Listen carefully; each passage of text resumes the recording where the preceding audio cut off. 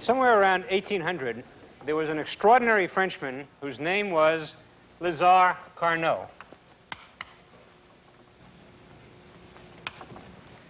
He was a statesman and a minister in various French governments, and in fact, he was so effective that he was known as the organizer of victory of the French Wars of Revolution.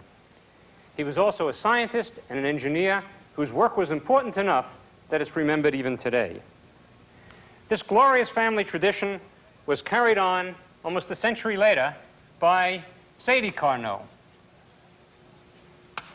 another engineer who became President of the Republic of France in 1887, a position he held until 1894 when he was assassinated. But the most important of the Carnots was neither of these. He was instead one who came between them. His name was Nicholas Leonard Sadi Carnot, called by everyone Sadi. And that Carnot was interested in steam engines.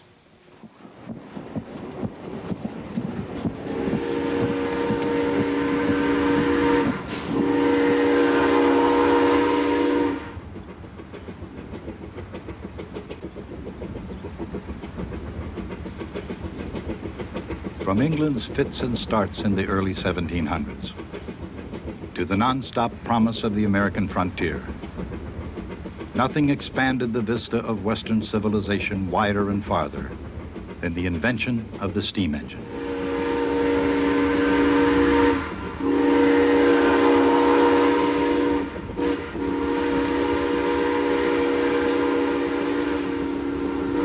Many saw the coming machines as a threat.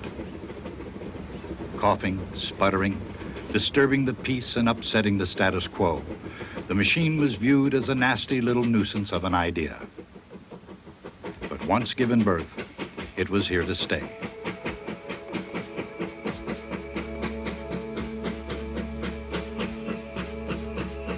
Steam rose in the industrial age and grew up into the power behind the revolution. With growing acceptance on both sides of the Atlantic, and in as many clever configurations as engineers could devise, steam engines began to turn dreams into realities.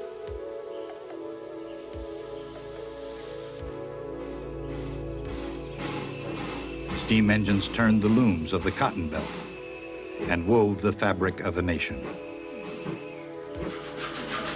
The steam engine cut and shaped the wood,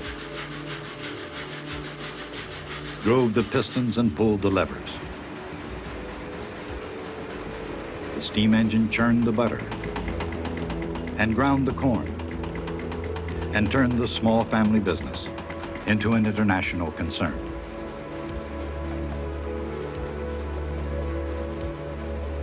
With steam, the groundwork was laid and the sleeves of an industrial giant were rolled up to stay.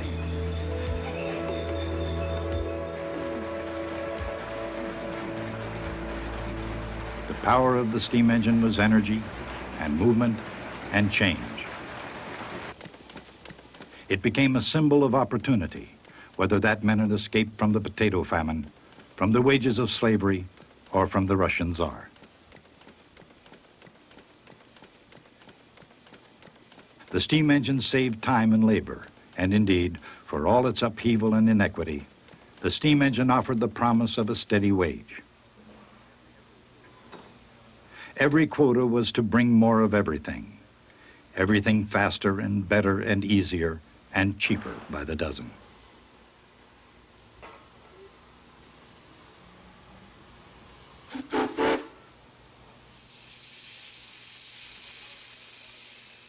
Out as far as men could lay track, wherever one looked, it looked as if the nation's most important product was progress.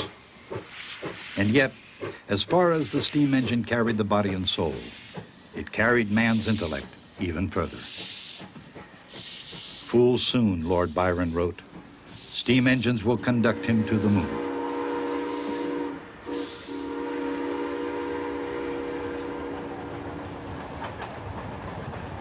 The insight of the poet Byron was on the right track, but the steam engine goes above and beyond the moon.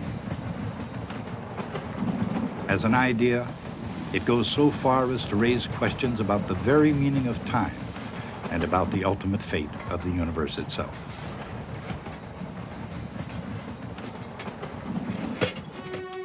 That was the journey that began in the mind of Sadi Carnot.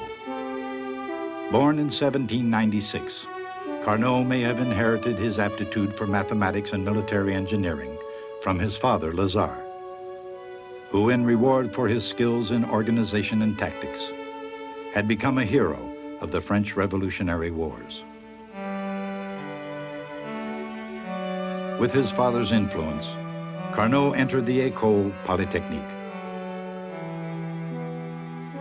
Young Carnot discovered both the steam engine and the fact that his country lagged behind in its development. For a military entity like France, this was a problem. But for a military engineer, it was a challenge. But rather than building a better steam engine, young Carnot came up with a better theory. Of course, steam power was, by no means, a new idea. Starting with Thomas Savery's steam-driven water pump in 1698, inventors and engineers such as Thomas Newcomen, Richard Trevithick, Matthew Boulton, and of course James Watt, had been refining the steam engine, making it better, more powerful, and, most important, more efficient. One after another, ingenious devices for squeezing just a little more work out of a ton of coal came forth from the minds of inventors. But it was, above all, James Watt's discovery of a way to cool the steam outside the main cylinder using a condenser that really got the era of the steam engine underway. But when it comes right down to the steam engine, what's really essential? Of all the valves and gears, of all the beams and pipes, of all the gadgets and gauges, of all the engines with all their bells and whistles and whatever works to catch the buyer's fancy, what is the very essence of the engine? It's the cylinder. A cylinder with a movable end, pushed by pressurized steam.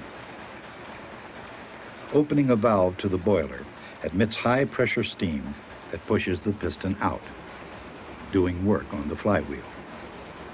The flywheel pushes the piston back in again, expelling the spent steam through another valve, and the engine is ready for the next cycle.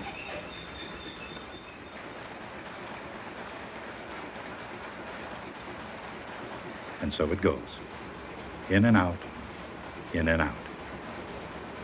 No matter the purpose or design, the cylinder is the key, and everything else is bells and whistles.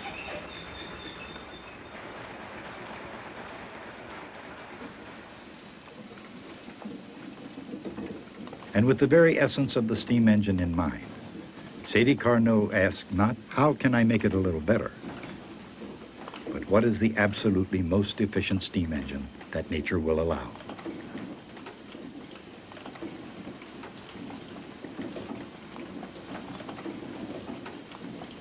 Looking for the answer, Sadi Carnot found his inspiration in the water wheel.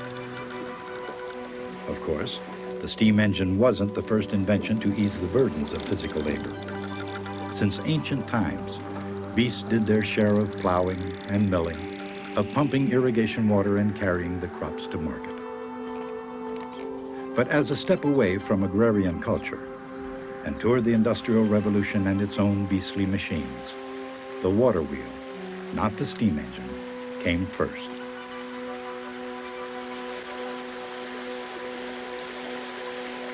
And as water powered the looms of the British textile industry, other fluids began making the rounds in the most scholarly circles of the day. The scientific world, regrouping in the wake of Sir Isaac Newton, had begun to realize that not all natural phenomena were explained in the Principia. For a while, the idea of a variety of mysterious fluids became a popular solution for any number of physical puzzles. Electricity, for example. The solution to the problem of electricity was a fluid that flowed from the subtle mind of Benjamin Franklin. And meanwhile, back on the continent, Joseph Priestley tried to solve the problem of combustion, fire itself, and the related problem of metals rusting. Priestley was a chemist, and his solution, of course, was a fluid, phlogiston. A subtle weightless fluid that, like electricity, combined with ordinary matter to make metals and escaped when metals rusted.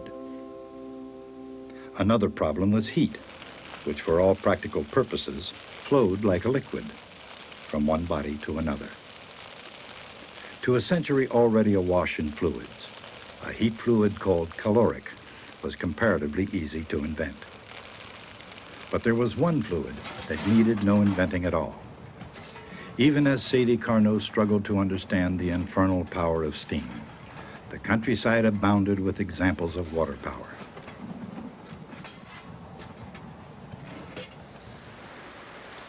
Just as a water wheel is run by water, the flow of water from a high plane to a lower plane, a steam engine, he thought, is run by the flow of caloric from high temperature to low temperature.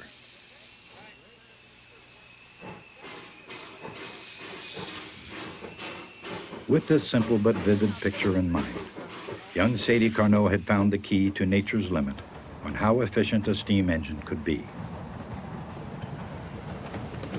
No machine or combination of machines can ever have the effect of making more heat run up to high temperature than down to low temperature. That idea was the starting point of Carnot's theory, and even to this day, it's one of the basic foundations of physics. Of course, now it's called the second law of thermodynamics.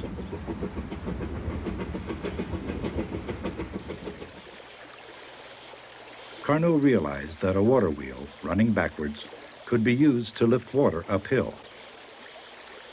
In fact, he could even imagine one water wheel driving another in reverse, falling water on one side being used to raise water on the other. But he knew that the combined machine could never raise more water uphill than was flowing downhill. Applied to the flow of heat instead of water, that principle became the second law of thermodynamics. With this insight, Carnot knew that the best engine nature would allow was one that could run equally well backwards and forwards. In other words, an engine that could take heat at low temperature and raise it to high temperature. In an ordinary engine, higher temperature heat flows in, work is done, and heat flows back out at low temperature.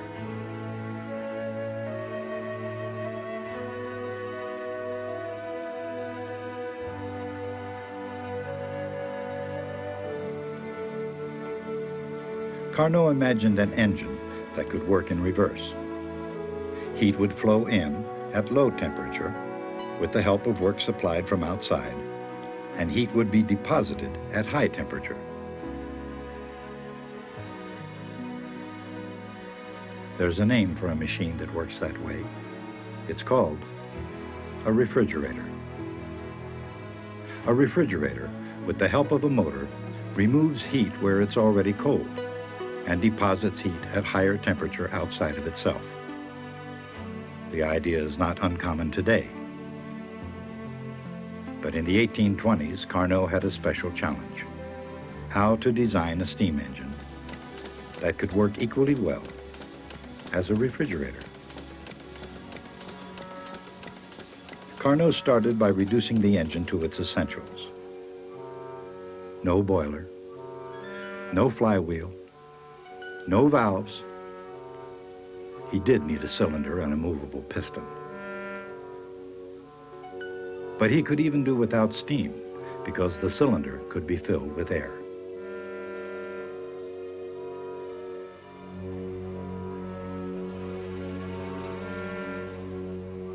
Heat it, and the air expands, driving the piston outward. Cool it, and the air contracts, making it easy to push the piston back in.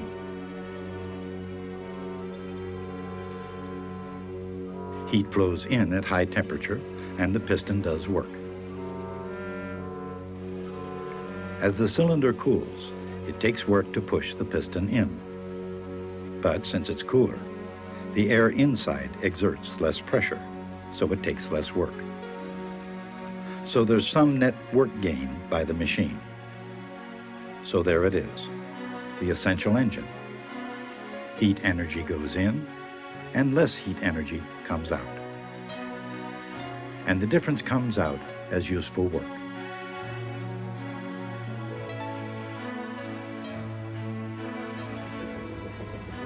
The essential engine shares the most important features of all real engines. Heat goes in, work gets done, and heat must always be expelled at lower temperature to make the engine ready for the next stroke. But there is a problem. Heat flows easily from a hot source into a cold cylinder, or from a hot cylinder into a cold source. But those are steps that can never run in reverse, because they would require heat to run the wrong way. Carnot's ideal engine, that works equally well backwards as forwards, could not make use of those two strokes. To make a reversible stroke, the cylinder would have to be hot before the heat runs in.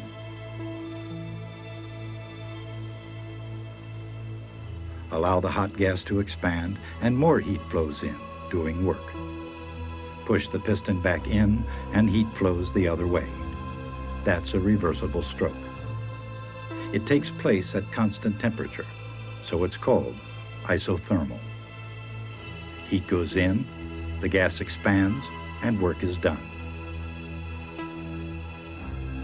Next, a brilliant stroke. Isolated from the heat source, the gas is allowed to expand further, doing more work. Since there's no external source of heat, it comes from the internal energy of the gas itself, causing it to cool. This step is also reversible, and it's called adiabatic. Now the cylinder is ready for another isothermal step, this time using up some work to expel heat at low temperature. Finally, an adiabatic squeeze warms the gas, getting it back to the starting point, ready for another cycle.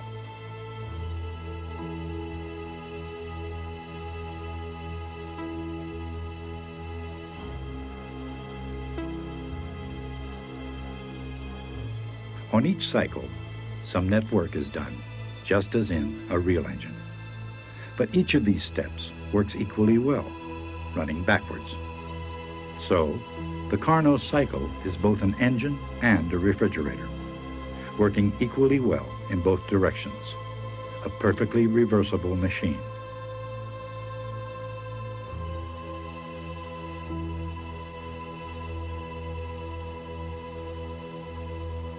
Of course, Carnot's engine works perfectly only in the imagination, but it has a lot in common with a real engine. For example, like a real steam engine, the Carnot engine uses a source of heat at high temperature. And like a real one, it also needs a place to release heat at a lower temperature, and a cylinder where gases can expand and contract. But just about there, the similarities end, and the real challenge begins. How could Carnot prove that his was the most efficient engine possible?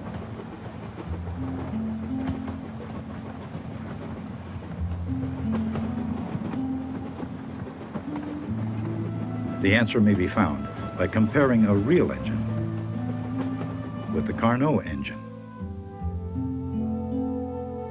Burning fuel produces an amount of heat, Q sub I, at high temperature, T sub I. Put that heat into the Carnot engine, and it does work, W. The efficiency of the engine is just the work out divided by the heat in. But could a real engine ever be more efficient than a Carnot engine? In other words, requiring less heat in, Q sub IR, to produce the same amount of work? If so, that work could be used to make the Carnot engine run backwards. If the real engine were connected to the Carnot engine, the effect would be much the same as Carnot's hypothetical water wheels. The real machine takes in heat and does work, which is the exact amount of work the Carnot engine needs to run backwards. Remember, if the real engine were more efficient, Q sub IR would be smaller than Q sub I. So when the two engines are connected, they have the net effect of making heat run uphill. But that violates the second law of thermodynamics. If the second law of thermodynamics is correct, the real engine can't be more efficient than a Carnot. Operating by means of heat flowing from a given high temperature to a given low temperature, the Carnot engine is always more efficient than a real engine. And since the second law of thermodynamics is correct, the Carnot engine is the most efficient engine that Mother Nature allows.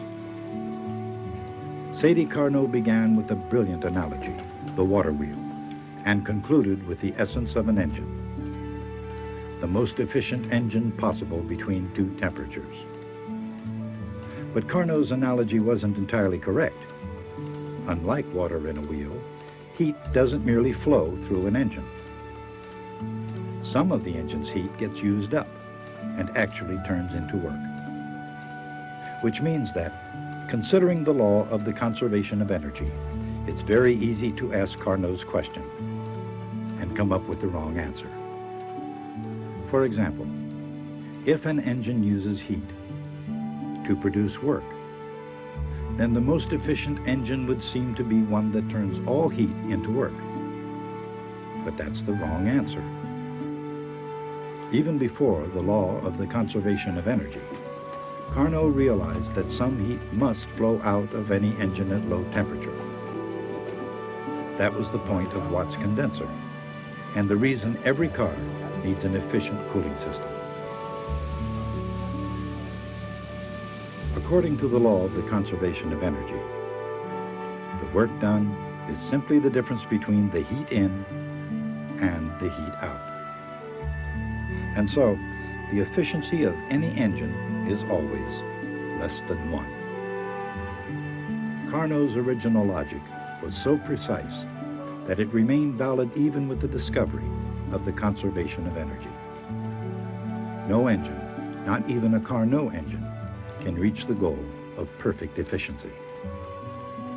But then, how efficient can a Carnot engine be? It depends on the temperature. The hotter the high temperature and the cooler the low temperature, the more efficient an engine will be. In fact, later generations would discover that for a Carnot engine, Q sub O over Q sub I is equal to T sub O over T sub I. And that's the most efficient an engine can be. Sadie Carnot died in 1832. He was only 36 years old. He died tragically in his youth of scarlet fever. During his own lifetime, he was not really famous. He was respected, but he was, after all, an engineer. An engineer's job is to build better machines, and Carnot's ideas, clever as they were, helped no one to build a better machine. So although he was a respected engineer, nobody could get really steamed up about what he had done. When Joule came along and discovered the conservation of energy, or established the conservation of energy, the situation for Carnot got even worse, because after all, his reasoning was based on a faulty foundation of the old caloric theory. But a German physicist by the name of Rudolf Clausius came along at that point and rescued Carnot's ideas. What Clausius had shown was that in this engine, not in any engine, but in an ideal perfect engine, there is something which is the same going in as it is coming out. Something is conserved in an ideal engine. That something is not energy. It's not the conservation of energy, but rather the ratio of the energy in or heat in to the temperature at which it goes in. And Clausius gave a name to that conserved quantity, ideally conserved quantity, sometimes conserved quantity. He called it entropy.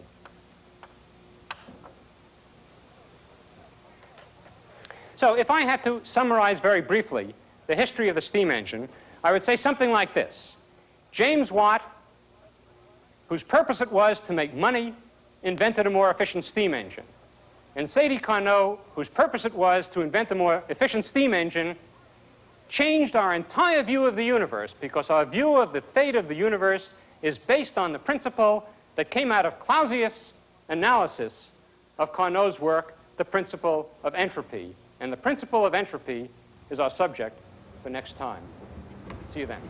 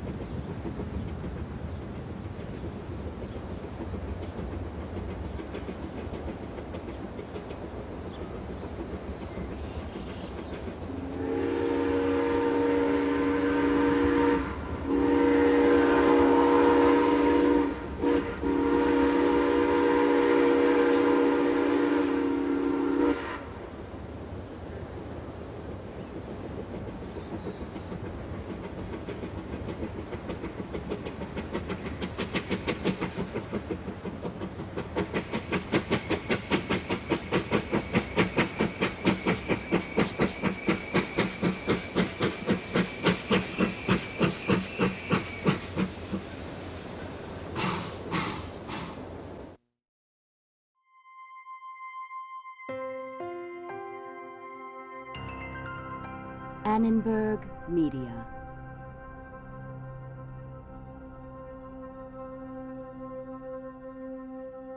For information about this and other Annenberg Media programs, call 1-800-LEARNER and visit us at www.learner.org.